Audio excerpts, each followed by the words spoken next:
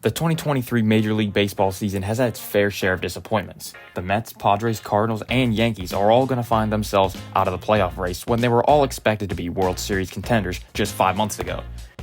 The Angels are also in that conversation, but at this point, it was almost expected. Year after year since 2015, the team has been on a roller coaster of ups and downs, and the downs have been dropping a little too far compared to the ups. The 2023 Los Angeles Angels season was on life support for the last 2 months, but it's safe to say that it is officially dead. Waiving Lucas Giolito and Ronaldo Lopez, their two biggest additions at the trade deadline, marks the end of the 2023 Angels.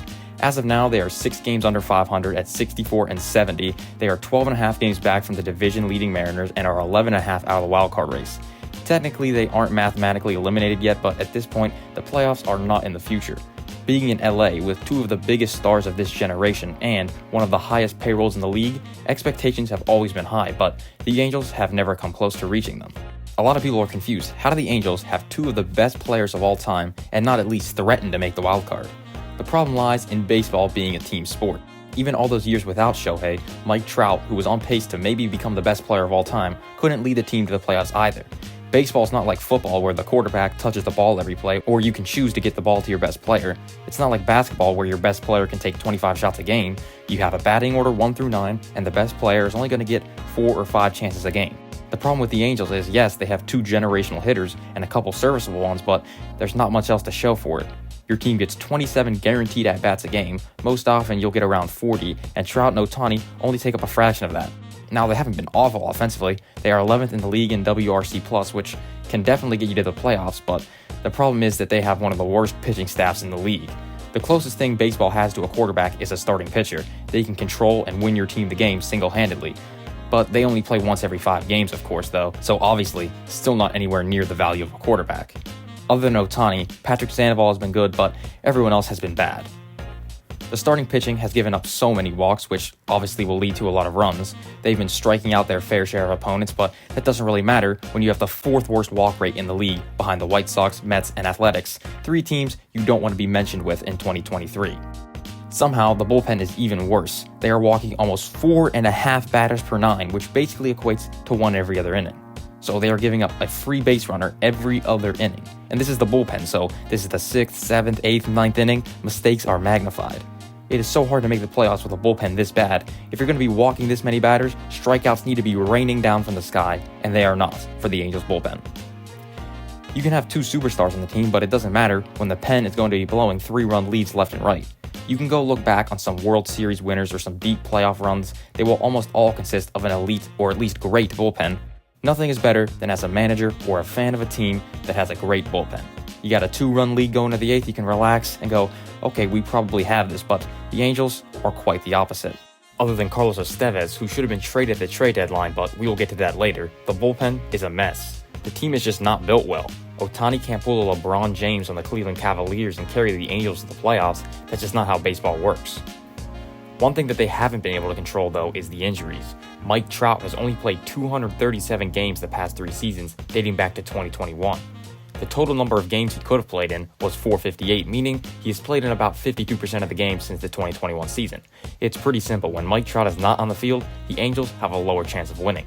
Even in the 82 games Trout has played this year, he's been bad. Well, not bad when you compare it to the other players in the league, just bad compared to himself. He has an OPS plus of just 130 in 2023, the lowest in his career. His second lowest came in his rookie year when it was 168. Yes, prior to this year, the lowest OPS plus he's ever hit was 168. That's just how good Mike Trout is. Obviously, he can come back next year and get back to his MVP form, but it's hard to say that's what's going to happen with his recent injury history.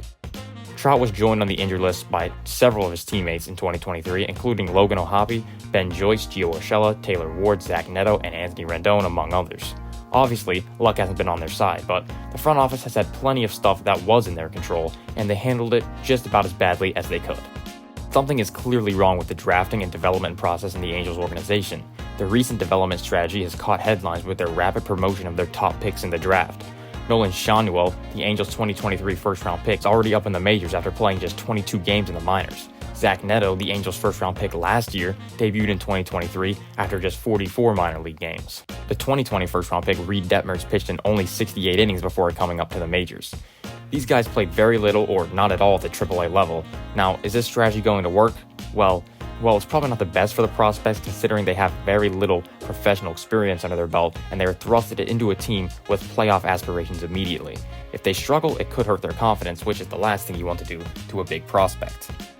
The Angels draft classes have been rather underwhelming since Mike Trout was picked, and 2021 may have been the worst. It's not about the players that they picked, it's more just the way that they picked them. All 20 of their picks were pitchers, and 19 of them are from college. Now, the idea was maybe 1 or 2 of them can come up in the next 1 or 2 years to help the playoff push, and the Angels were lacking heavily in pitching. But almost all these guys were high floor, low ceiling type prospects, and when drafting, that's usually not the best approach to take. They put all their eggs into one basket, which isn't a good idea, as that's why the saying, "don't put all your eggs into one basket," was ever even said. They drafted impatiently, and now their farm system reflects that. Fangraphs has them as the 29th best farm system in the league, which is good for second to last place. The only team behind them is the Astros, which is fine for them because they just won a World Series last year and are pushing for another one this year. This farm system for the Angels also includes Logan Ohtani, who hasn't played enough games in the majors for his prospect eligibility to run out due to injury. He will be off this list soon, so the farm system is looking very weak. The only other prospect of note in the system is Nolan Schanuel, who's also in the majors and will be off the list. Kyron Paris is the only notable prospect that is close to the majors, and he is playing well in Double-A, but a speedy, contact-hitting middle infielder is not going to turn this team around by himself. The biggest need for the Angels is pitching, and it always has been, and there's not much to look forward to in the farm system. Remember that draft where they took all those pitchers? Looks like that strategy didn't go too well. The top arm in the system is Caden Dana, who's only 19 in High A. Ben Joyce is also there, but he underwent Tommy John, so who knows how he will pan out. The number 4 pitching prospect according to MLB Pipeline is Jack Kohanowitz, and he has a 6+ ERA in Double-A, and is not striking out a lot of batters. And that's just the 4th best arm. The system was better at the start of the year, but the trade deadline happened. And that brings us to maybe the worst decision of the 2023 season for the Angels, and that would be the Lucas Giolito trade, which turned out to be a disaster. The tipping point for the Angels this year was the trade deadline, and a lot of eyes were on them, understandably, with Shohei Ohtani possibly on the move. Ohtani being a free agent in the offseason and the Angels looking like a fringe wildcard team, it was a pretty good time to trade him. In the end, they decided to keep him. Was it the GM's decision, Perry Minasian, or was it owner Artie Moreno? Moreno notoriously is not the best owner around, but you could see why he would want to keep him. If you want to make money, then keep Shohei on your team for as long as possible and try your best to get him back in free agency. As a GM, you might see 2 or 3 top 100 prospects coming back for a 2-month rental, and with a team that has a bottom 5 farm system, it would be hard to pass that up. At the time, I thought they should have traded him, but they didn't. I understand where they're coming from, though I can't blame them for keeping him, but where I can blame them is trading for Lucas Giolito. They gave up the number 2 and number 3 prospects in their system for Lucas Giolito, a half a year of Lucas Giolito. Edgar Caro was a top 100 prospect for the Angels, and fans try to justify this move by saying, oh, well, he's blocked by Logan Ohtani. I mean, Ohtani has played 30 career games in the majors and hasn't proven anything yet. Look at the Giants with Joey Bart and Patrick Bailey. I'm sure they're glad that they didn't trade Patrick Bailey because he was blocked by Joey Bart. Kyle Busch was having a pretty bad year in the minors, a 7.74 ERA, but he was the best arm in the system according to MLB Pipeline, which shows you how bad the system is. Giolito and Lopez are good. Giolito is having a good year, but he doesn't move the needle that much. You don't give up 2 of your top 3 prospects unless you think that this move is going to significantly move the needle towards a World Series. The Angels were a fringe wildcard team that had to jump 4 teams just to get into the playoffs, then win a wildcard series, win the ALDS, win the ALCS, and then finally get to the World Series. It just doesn't make sense to me. I get keeping Ohtani, but selling the farm for half a year of Lucas Giolito just doesn't make sense.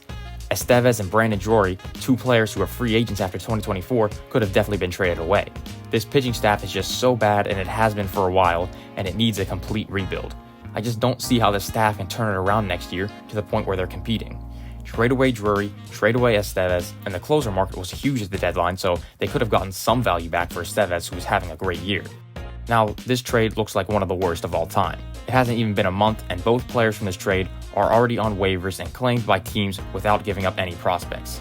Giving up 2 of the top 3 prospects in the system for basically nothing. Now, the plan, I guess, is 2024, hope everyone gets back healthy, Mike Trout plays at MVP level again, Tyler Anderson magically turns around into his Dodgers form, the bullpen spawns 3 close to Estevez so they can stop blowing games, and I guess signs Shohei Ohtani? All those things happening is a pretty low chance, so what does a realistic future look like? The future starts with the best player in the league, Shohei Ohtani. let's just assume that everything goes to plan and the Angels re-sign him, for now. 10 years, $500 million. With the UCL injury, the value's obviously going to go down, but $50 million a year for 10 years is a decent estimate for now. So they have $50 million in Shohei, $37 million in Trout, $38 million in Rendon. Do the quick math, that adds up to $125 million for just 3 players. Ohtani probably won't pitch next year, and he might not even hit for part of a year if he has to get surgery. This means that they most likely won't be in contention for the playoffs, so in my opinion, they need to trade everyone with value that has 2 or less years of control, get some prospects back, and start to build the system. There's not a lot of money left to throw around, but they could make a few smaller free agent signings on short-term deals to maybe trade at the deadline if they perform. In 2024, see what you got in Moniak, Ohtani, Neto, Shanuel, and see if anyone in the rotation can stick for 2025. Sandoval and Detmers aren't going anywhere for a while, so hopefully they continue to grow. In 2025, Ohtani can hopefully come back healthy, pitching and hitting, joining Trout and Rendon. Maybe Neto and the young guys can fill out their roles. If they can build a good bullpen through trades and maybe the draft, I think this team could compete in 2025, but it really all depends on Ohtani. If he doesn't come back, you have to go full rebuild mode. Obviously, you have Trout for the next few years, but most likely you will need a full rebuild, which is something the Angels have been able to commit to, and that's why they've been stuck in mediocrity for years and years in the past. If Ohtani does come back, you still need to retool a bit and come back competing 2025, maybe 2026, and look to win. The dreams of baseball fans, for a while now, have only consisted of Mike Trout in the playoffs, and now joining him is Shohei Ohtani. Both of them have been trapped on this Angels team for a while now, and if Ohtani signs back to the Angels, we might just be seeing the same thing for the next many years to come.